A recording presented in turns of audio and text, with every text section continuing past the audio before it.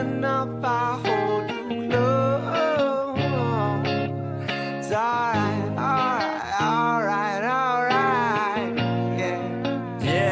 yeah. Said I was raised in the days of MySpace and screen names. Back then when I was only worried about my top friends. Now my circle is getting smaller, all these people like Allow me to reintroduce myself. You are now tuning in to the Snap Call Podcast. What's going on, guys? What's going on? And welcome to episode 7 of the Snap Call Podcast. I'm Ice. Just kidding. That's Ice. I'm Xavier. Dan, the technical difficulties have gotten to me today. I'm about over it. But we're taking this podcast off the air today, and we're just gonna be doing it locally. Got a new little venue. We're hanging out in my gaming room today, so a little bit different of a backdrop. And we're just gonna be kicking it a little bit different. It's just me and Ice today. Fernando busy playing soccer, and Hector is busy watching the kids. So little 2-man crew. But without further ado, we're gonna jump right into it. I'll jump into the first topic here. And it's kind of a two topics in one. A bad beat was hit. $1.8 million bad beat was hit at Canada Playgrounds Poker Club. In U.S. dollars, that's $1.3 million.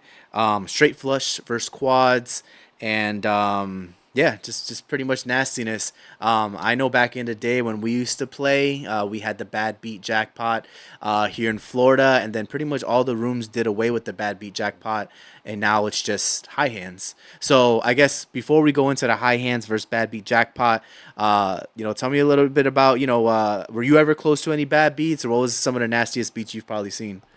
Yeah, I was never close to hitting the bad beat. I saw actually one bad beat hit at the Hard Rock Tampa, which is pretty sick. But it was before they used to have the bad beats where you used to get to like 200, 300,000. This one I think was when they started putting like 50,000, and they started every pot they started adding to the promotion of the bad beat. I seen some nasty beats like straight flushes over like full houses, but never straight flushes over quads or anything like that, quads over quads. But honestly, I think poker rooms, they need to, depends how much they're taking from each pot. And usually I think the casino, the house, they put something up. Like they will put like 50,000 up or 60,000 up, and then they will start collecting for the bad beat. But yeah, I feel like they need bad beats, jackpots. It brings excitement to the game. It brings that what if I'm going to hit it factor. And I think that's big. Just knowing you can hit something for 200, the odds of it hitting is like hitting a slot machine for $1 million. But it has that wow factor, like possible chance of hitting it. Yeah, I feel like we need bad beats again. Yeah, I would agree. I mean, I think I miss the bad beat jackpots that the rooms in Florida have. Since Orange City's opened up, I know I've hit 3 high hands there. I may have hit 4. I know I've definitely hit 3. In my opinion, I like the idea of the bad beat jackpots. I remember back in late 2000s, early 2010s, we would go to Hard Rock Tampa, and the bad beat jackpots were over 200K, and you got the list just because everyone's there to try to just hit the bad beat jackpot. So like you said, I think it makes the room more exciting, more action. People are playing bigger ranges, right? Because they're like, oh, I've got a suited pair, or I've got I got suited connectors. Let me go ahead and try to hit the bad beat jackpot. So I definitely think when there's a jackpot involved, people play a lot more loose. I'm sure it's a monetary thing that the room isn't doing the jackpots versus the high hands. But at the end of the day, I think the jackpots make the room more exciting. I mean, you can literally like see the buzz in the air with the amount of people always looking up. So. And on another note, that 1.8 million, which is equivalent to 1.3 US dollar, is crazy for a bad beat jackpot. That's like, what did they hit it, like 2 years or 3 years or something? This is building up the pot. That's a lot of money for a bad beat. So I want to know what the percentage got paid out. Was it like 40% goes to like the winner, 50 goes to the loser, the table splits it? Because I think the Hard Rock, it was The loser gets 50. Yeah, I think it was loser gets 50. The winner gets like 30, right? I think winner got 25, and then the rest of the table split 25. If you were actively dealt in the hand. It Right? has to be dealt. Yep. Yep. Exactly. Let's see here. So we do have the hand itself right here. So this was posted by Playground Poker. You can't necessarily see the entire picture. This is directly from their Twitter, so their own snapshot only really shows the board. But like we said, we're talking straight flush versus quads. I mean, I've seen one royal ever at one of my tables. I've never hit a royal ever online or in person. So to see a straight flush over quads is pretty insane. So yeah, I mean that bad beat, like you said, had to be running for a couple years easily. And this, from what I understand, this wasn't the first time it's been hit since they've been doing this. The last one was hit for, I want to say it was even bigger. So Oh, wow. yeah, so kudos to them. That's an absolutely massive jackpot there. I can only imagine how much the take home is after taxes. Oh, yeah. And then also for these poker rooms, for example, like I had no idea where this poker room was located until the bad beat hit. So it's like good advertisement for the poker rooms as well to start throwing these massive jackpots, these bad beats, these super high hands, because it's basically good advertising for them as well too. So Yeah, no, 100%. And just kind of thinking about it, the whole bad beat jackpot versus high hands. I mean, I will say my range, depending on where the high hand is currently at, will depend on sometimes if I play the hand too. Obviously, what the pre-flop action looks like as well. If we're talking, because at Orange City, ace is full, right? Or better qualify. So if ace is full or better, and we're talking on the board, there's 3 minutes left, I'm probably playing 2-3 suited, Oh, yeah. like for a minimum of 10-15 bucks even, to take a shot. So Oh, yeah. you never know, especially when at Orange City, those high hands could be $4,000-$5,000 sometimes. So it definitely having promotions in the room in general help the action, but the high hands and the bad beats are definitely good for the game. And I'm not just talking about handing out money in general. I'm talking about just the action in general, because the likelihood of you hitting a bad beat is very unlikely. Let's be real. But the old nit in seat 7 is going to be playing all of its hands to try and hit it at the end of the day. of course, and also with the bad beats, is like a lot of poker players are gamblers, so it's gonna come down to like when you play slots, right? Slots are not really too entertaining, but you have that what if I hit the jackpot. So if you're a poker player and you have that chance, I can hit $1 million, I can be rich if I run into a bad beat. That's I feel like it will bring more players, and especially it will create more buzz in the room. Like you were saying, like just knowing the bad beats there and you just looking up like that, or say like you flopped a straight flush or something like that, and somebody's betting into you, you're looking at the bad beat like that, like, oh, hopefully he has it. And I remember sometimes playing on the table, right, and you would see like the double board pair, and you'd be like, oh man, like, do these guys have it? When the bad beat was going on, so that's like some excitement as well. Yeah, and it's kind of funny because I've always thought that when you go into like a bad beat type of situation, like you can't say nothing. You actively say something, they could void the whole hand. Yeah. You can't say, yo, like I'm going for the bad beat. So there's definitely almost like some silent teamwork involved. Especially if one of the hands is there and the other hand isn't just quite there yet. But that kind of leads me into the next conversation as far as like tournament chops and ICM consideration when you're playing tournaments themselves, right? So there was a situation at the WPT Thunder Valley where the tournament was down to 3 people, and you've got a first, a second, and third, right? The person in third had the most leverage in terms of chop conversations, and those and his name was Nick Papullo, and now Nick Papullo has he's a pro. He's got a couple $1 million in tournament earnings to his name already. So he felt he had the leverage, even though he was the smaller stack, because 1, he's got the tournament experience. 2, he had already collected $15,000 in bounties. So this is a bounty tournament we're talking. And then 3, You know, we're talking. You know, there was still $31,000 in bounties remaining in the tournament itself. So, you know, if you're, you know, there's a lot of different factors here, right? So, like chops in tournaments in general. Let's start there.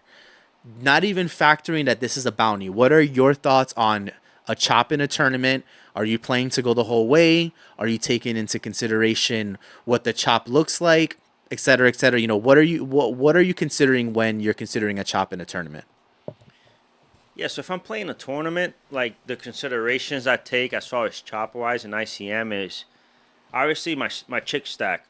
See how much I have in chips, where I range. Also, too, how much time I've been playing. These tournaments go on for a long time. Sometimes you get mentally drained. So you just like, and then also the pay increase as well, too. Sometimes you get these tournaments where the jump, say like you're in the final table, right? You're seventh in chips, right?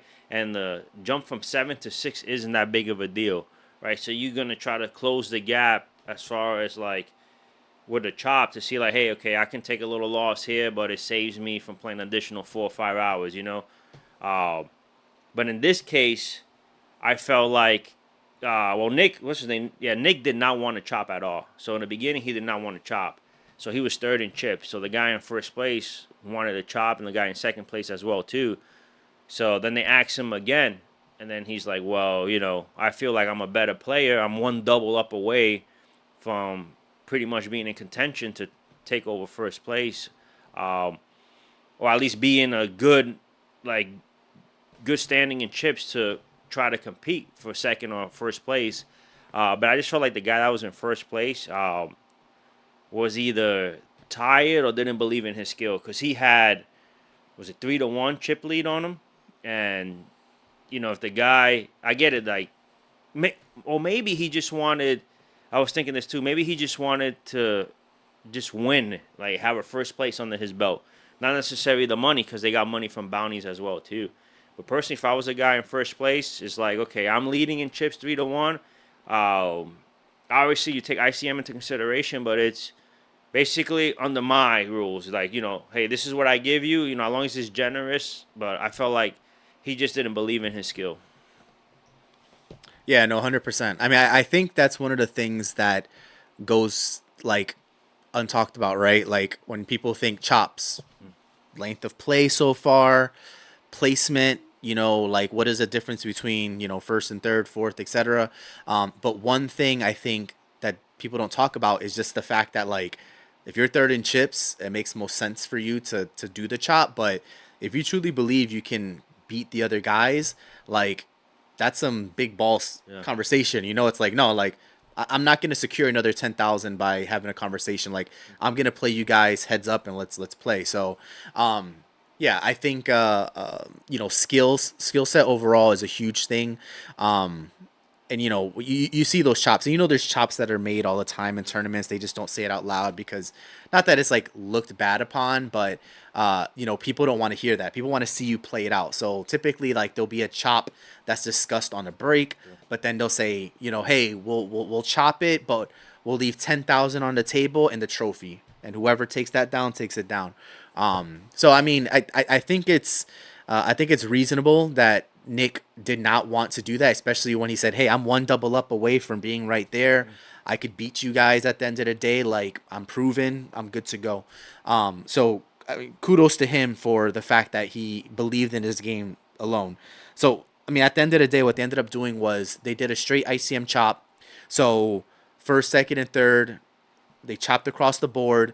Now they all got, you know, first got a little bit more, second got a little bit more than third, and so on. What's funny is Nick, even though, and then they chopped the $31,000 remaining, For the other two bounties. for the bounties that remained, yeah. So that remained, and then they chopped that. But what's funny is at the end of the day, Nick, even though he finished third, still finished with the most amount of prize money because of the bounties that he had collected up until that point. So I think that just says a lot, you know, for him. He already knew he had X amount locked up. It was for him. It was about the trophy at the end of the day. Yeah, so I think Nick played both of them, second and first place, because he didn't really have an opportunity to bust somebody because he was third in chips, by a decent amount as well too. So I wouldn't have gave him that much of the bounty money. There could be other stuff taken into consideration. Maybe the guy had a flight at a certain time, because sometimes with these tournaments, if you come from out of state or you have to work the next day or whatever, sometimes these guys are booking flights because they don't think they're gonna run that deep, or the tournament gets it runs later than what they expected to. So I don't know, man. He got a good deal, Nick. He got more money, even though he finished in third technically. He got more money than the rest of the other two guys. But just whoever was the chip leader, I think you kind of gave away money. Also, too, maybe he wasn't playing as good. Maybe he was a chip leader, but he started playing bad or whatever. There's a lot of stuff, because I doubted a poker player would just voluntarily give money up. Like, this guy's just throwing, hey, I want this, this, and this, and if you want to chop now, we keep playing. Yeah. Because you had a decent amount of chips. Like, you can not too much bully them, but you have to play smart. But he has to double up 2 or 3 times to even get to your stack. So it's, I don't know. Yeah. That was a weird chop. Yeah, no, I think bounty tournaments in general are exciting. We've talked about how the fact that WSOP is incorporating them more into schedules is pretty cool. Away from just the traditional freeze outs and whatnot. But having the bounties are exciting, but it definitely throws another layer of consideration when it comes down to when you're starting to play for single tables, right? Or there's 6 people left. You got to start thinking about what bounties are left. In this case, the largest bounty remains. I think it was 25,000. So they had to consider that in the back of their head. But as a whole, it adds a whole nother dynamic to what you need to consider when you're playing the game.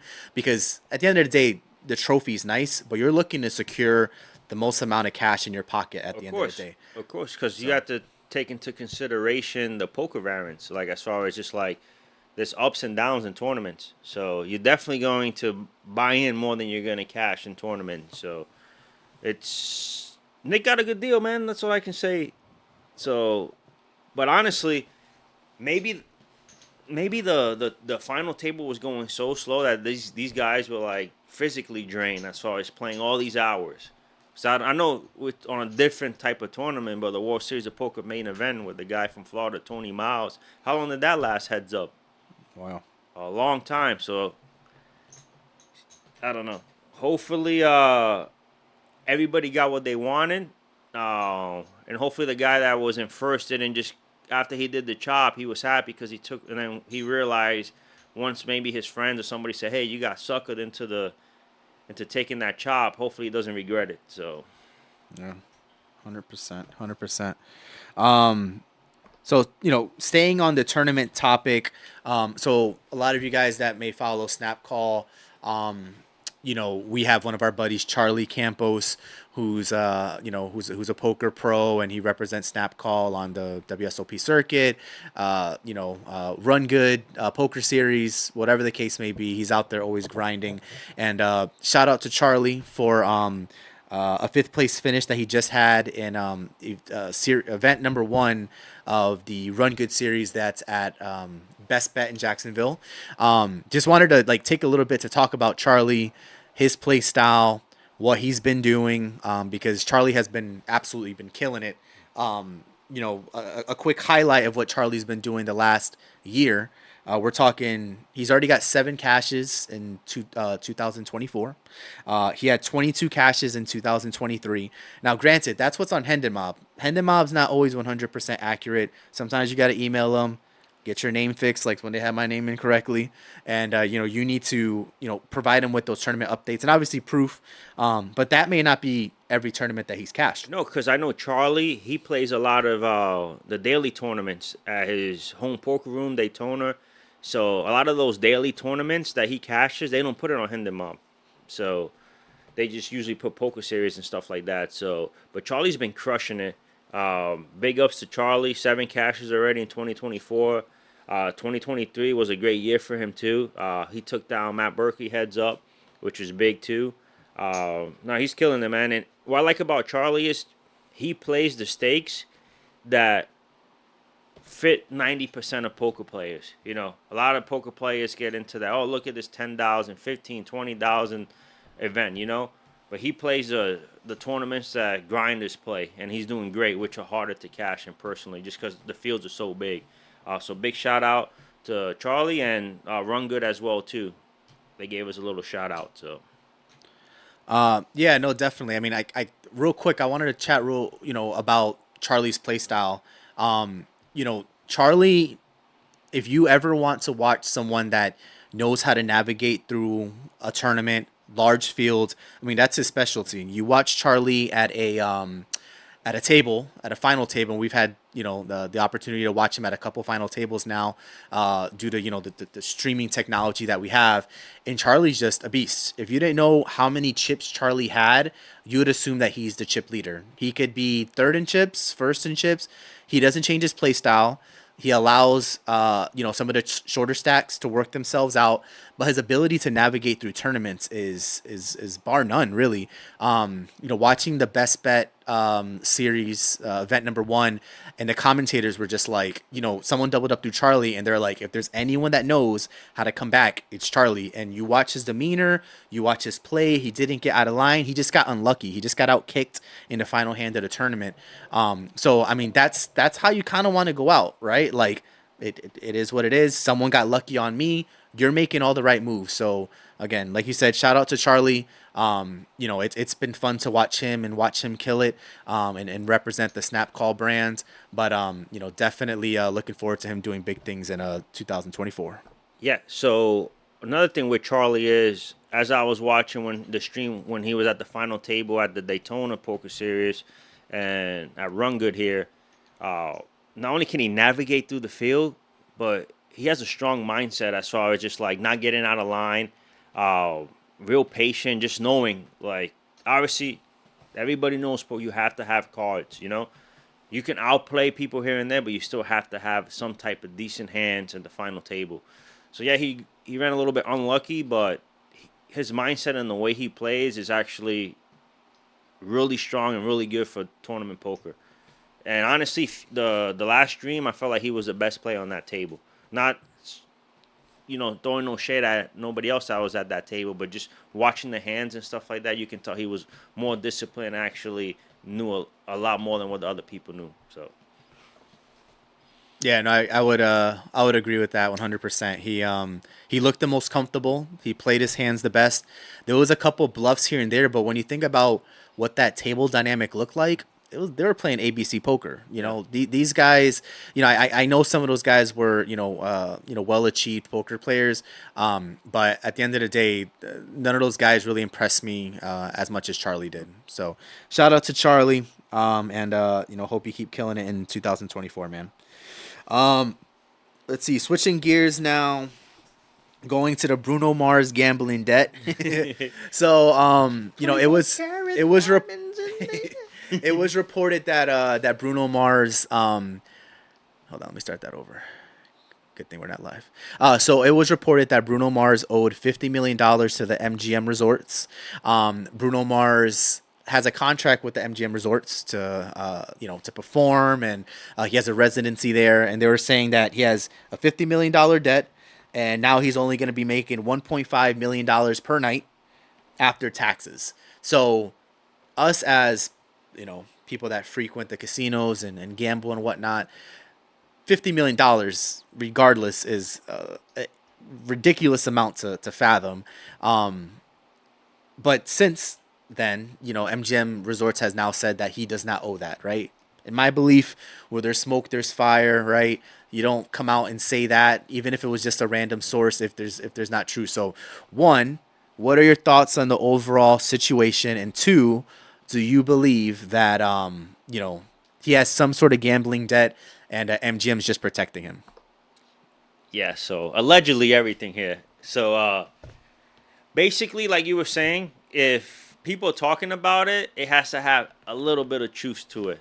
Just because, why would somebody randomly bring up Bruno Mars owing $50 million? MGM, they're not going to say that their performer is or a celebrity of that caliber owes money. Just because if they are pretty much out in this celebrity in public, what other top celebrities gonna come and play? Because they don't carry that type of money around, so everything is credit. Here, I need 100K. Here's 100K. They lose 100. Hey, give me 200. Give me 3. Next thing you know it, next week comes and they lose the same. That's how they get into these debts. And just like the low stakes, high stakes, the more you play, the more the casino's gonna win. The casino does not lose.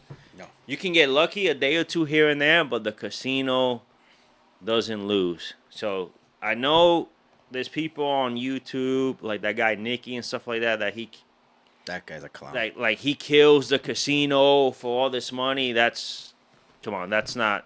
If you kill the casino for that money, you won't be making videos about it. You just do it. You won't be making YouTube videos. So the casino's always gonna win. Bruno Mars probably does have a gambling problem, and I think this was somebody inside that leaked it, and it got out. MGM's never gonna admit it. But Bruno, hey, he's making 90 million. He loses 50. He's still up 40. You got a home. You're gonna get free rooms at the MGM. So free food, whatever. So it's just like, the thing is, we look at it 50 million, right? He's making 90 plus all his other stuff. So it is a lot of money, but to him, it's not as much money. I don't know if you know what I'm trying to say with that. Yeah, no, I'm very much in agreement. I believe where there's smoke, there's fire.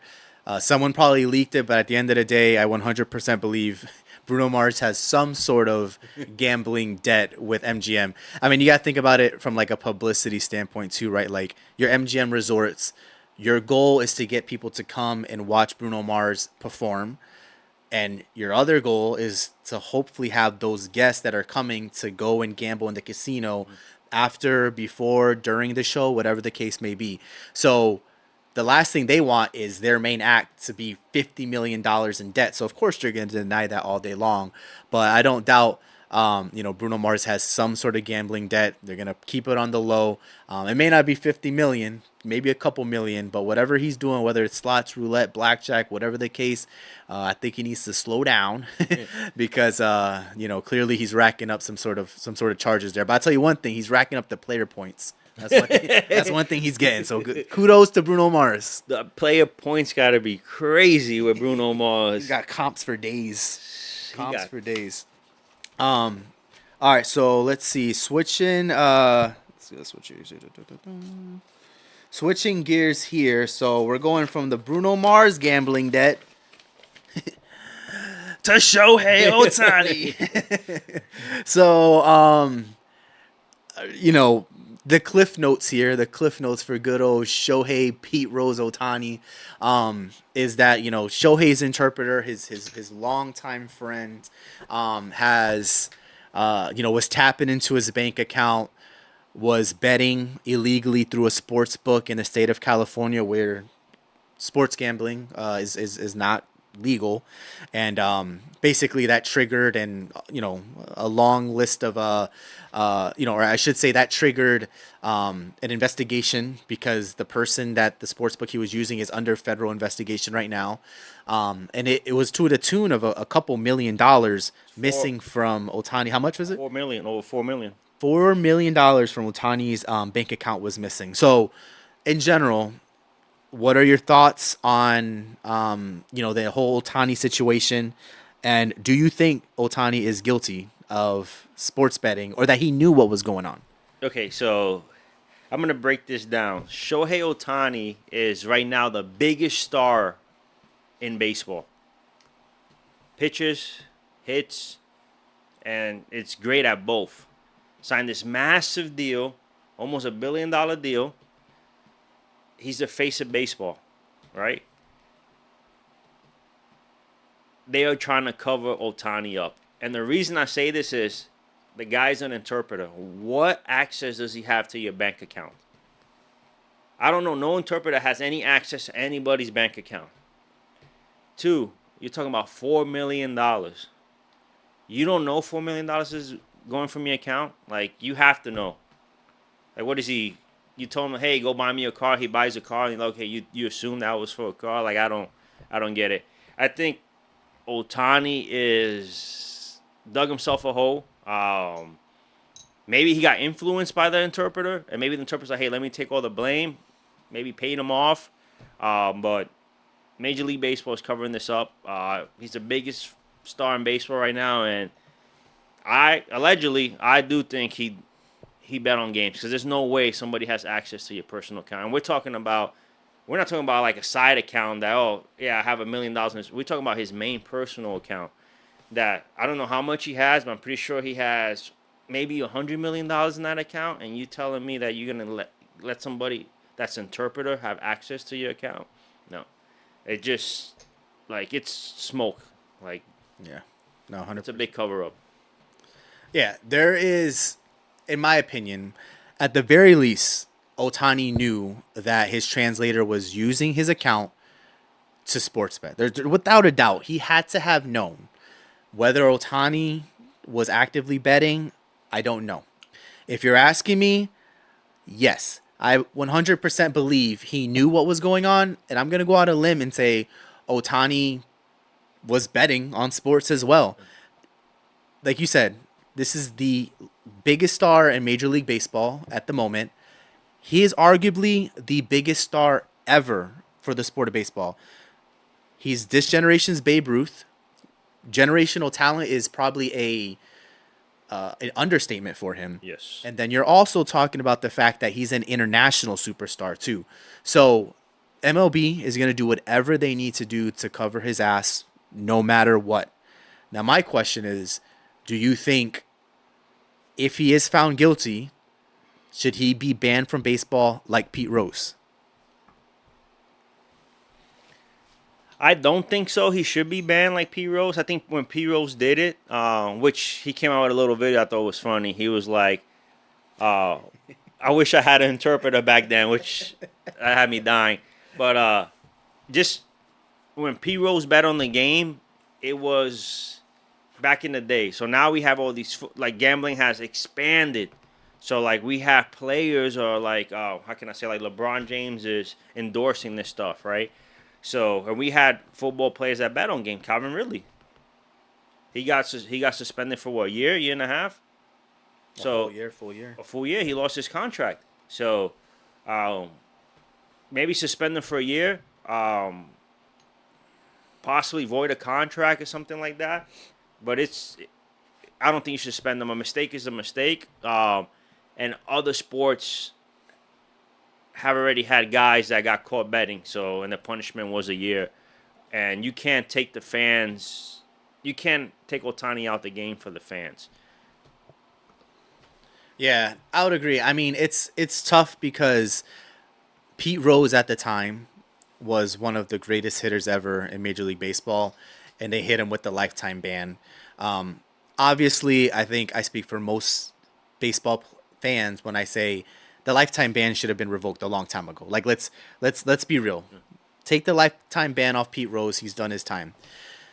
It's hard to do less time than Pete Rose though, but like we said, it's this at the end of the day, this would be a business decision for Major League Baseball. It would hurt the game of baseball. Baseball's already gone through the steroid era.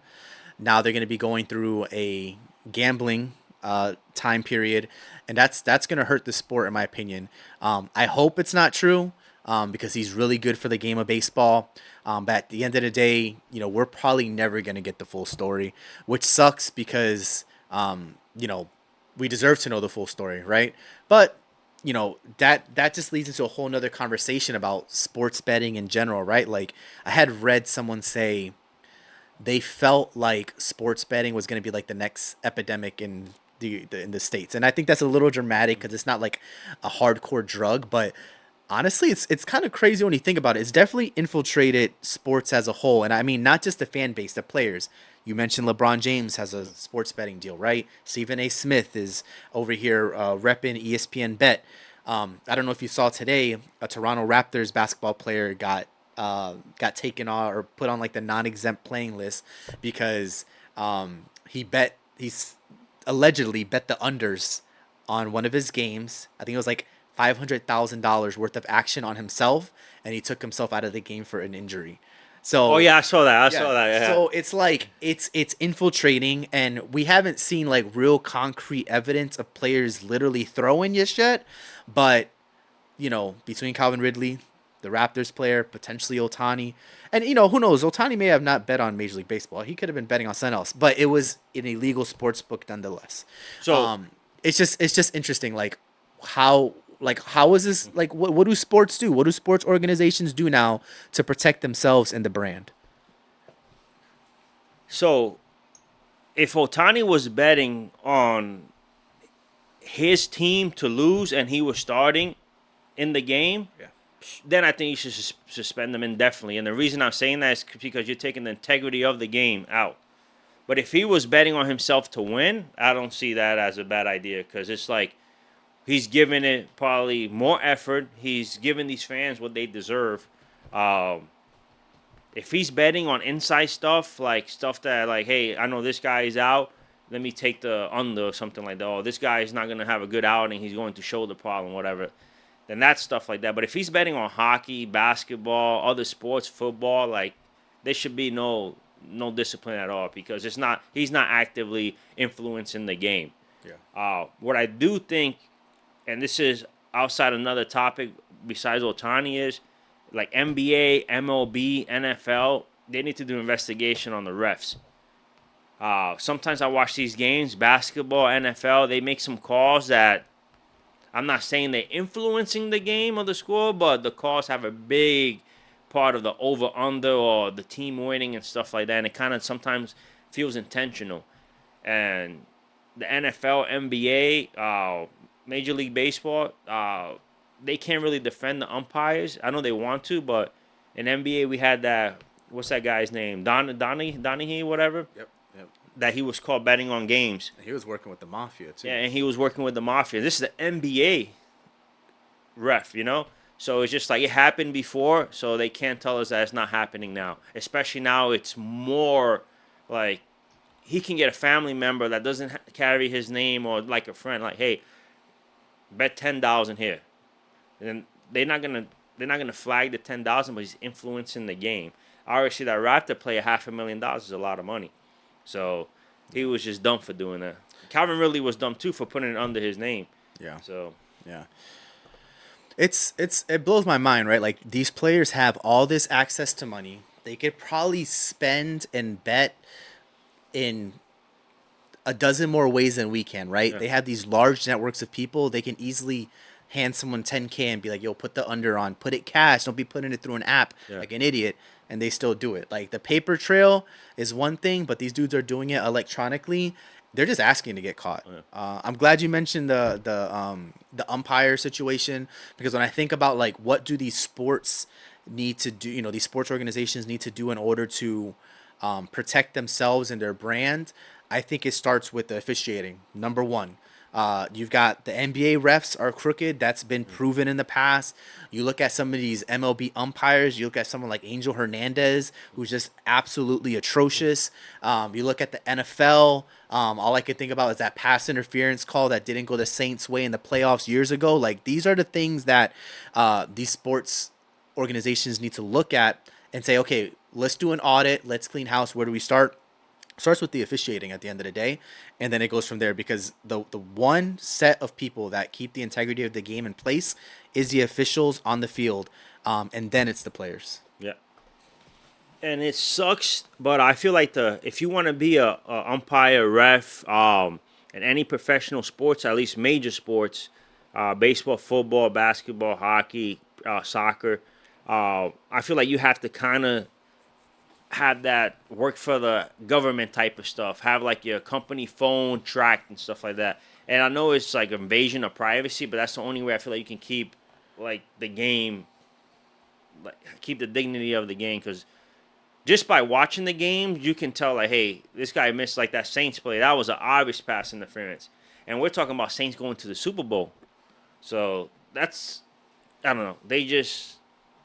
The players can bet on themselves, obviously, but the major sports have to do something with these refs. Don't blame Otani. Don't blame all these people. The dignity of the game is on the refs. But Otani, If I'm you, I would tell the Dodgers. If you didn't do it, I'd tell the Dodgers, hey, put me lead off and put Betts batting second. So when they read the scorecard or the batting order, it will say Otani Betts like that. Well, real quick, one more time. Let's see that Otani picture. There he is. All right. Yeah, no, definitely. I mean, it's we didn't have a chance to do the podcast last week, but like arguably the biggest story in baseball since steroids is this Otani story, and I think it's just crazy the timing. We're talking a record contract, 700 million. The way the contract is structured, like there's just so many things going for the Dodgers organization for baseball. From a popularity standpoint, you had the World Baseball Classic, Otani. You've got all baseball in my opinion, is at a popularity level that it hasn't seen in years. I still think it's rebuilding itself because the steroid era lost a lot of fans because there's not nearly as many home runs as there used to be. But the timing is just nuts, and if he does turn out to be guilty and they have to void this contract, and I don't see how they could do anything else but at the very least suspend him for a couple seasons, if not hit him with a lifetime ban. It's gonna be crazy. I think there's a lot more to the story that's gonna come out. So yeah, I do think he knows though. I think he knows, and hopefully he wasn't betting on baseball. Hopefully it was just NFL. But at the very least, if it wasn't baseball he was betting on something, and in the state of California, he's going to face that punishment because it's illegal there. But that's probably a slap on the wrist compared to what he would get if he was found to be guilty of betting on baseball itself. Yeah. Also, I don't know if it ever gets to court or anything like that, but sometimes these judges want to make an example of athletes, just celebrities in general, just because to basically set an example. So hopefully nothing happens to Otani, unless he bet on the outcome of the Angels game last year. If he was betting on other games like other sports, yeah, like hit him with a fine or whatever. Hey, you're suspended 3 weeks, a month, or whatever, just because those are the rules, especially in the state of California. But we need Otani for baseball, just because I'm a lifetime baseball fan, right? And you're not going to see a lot of these kids growing up being baseball fans without guys like Otani in the game, we don't have the personalities in baseball like that. And Major League Baseball doesn't do a good job of, marketing these guys either, because we have guys like Fernando Tatis, who's entertaining, Ronald Acuna, but they get criticized a lot. So sometimes the way they play Major League Baseball kind of like criticizing because it's not the old school way. So having this international player come into the game, they can't really say anything because that's how he plays in Japan. That's how he plays. So he brings all the money, all the fans. So it's just like they want to protect him. So I feel like if he gets suspended with a lifetime ban, it's like you said, it's going to be devastating for baseball. Facts. All right, so switching gears from Otani, before we wrap up, we have our first guest next week on our show. It is none other than PD Stay Fresh, local poker player to the Florida area. If you were on Instagram between the years of 2012 and 2020, when Instagram on poker was kind of popping and the whole chip porn movement, then you know who PD Stay Fresh is. So PD Stay Fresh will be live with us next Monday. Excited to have PD with us. PD is a character. We see the character online. It's kind of funny because I've met PD in person one time.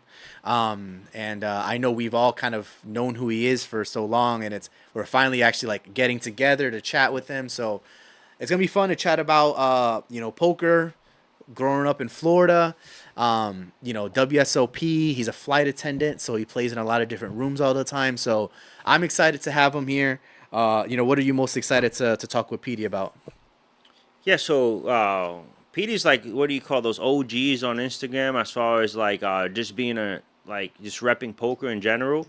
And obviously, you follow him, you see, okay, he's on the flight here, he's in Vegas playing WSOP events, and he's a grinder. He has a full-time job, or flight attendant. Then he goes play games, play 1-2, play 2-5. So it's just like, I feel like he's just your average guy, you know, just like, hey, I work, but I still love poker, like as a hobby. He's not a pro or anything like that, but he's just, I think, great for the game because he never bashes the game, which that's what I like.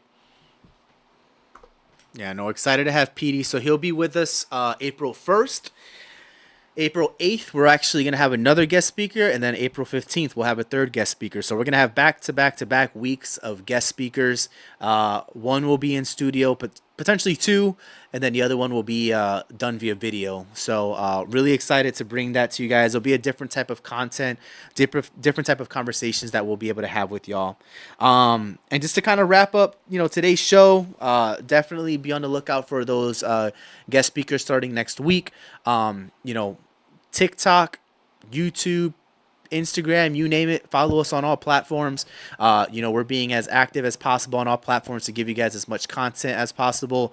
We're trying to get creative with the content we're doing off stream as well, with some debates and some challenges and whatnot. So be on the lookout for that. And just interact with the posts, guys. We had one of our posts on TikTok last night blow up. A lot of interaction, a lot of new followers, so we're really excited about that, and just really excited to continue to grow in the poker community. So I'll leave you guys off with that. Ice, do you have anything else for the crew? Yes, I appreciate all the love you guys are showing. Also, throw in the chat, throw anything. Like if you guys have a poker story or something that the poker world isn't covering that you want us to cover or something like that, just let us know. We're happy to go over it and cover it. All right, guys. So with that, we will see you guys next week, next Monday, 9 p.m. Eastern on YouTube, Twitch, and Kick with PD Stay Fresh, and we'll catch you guys later.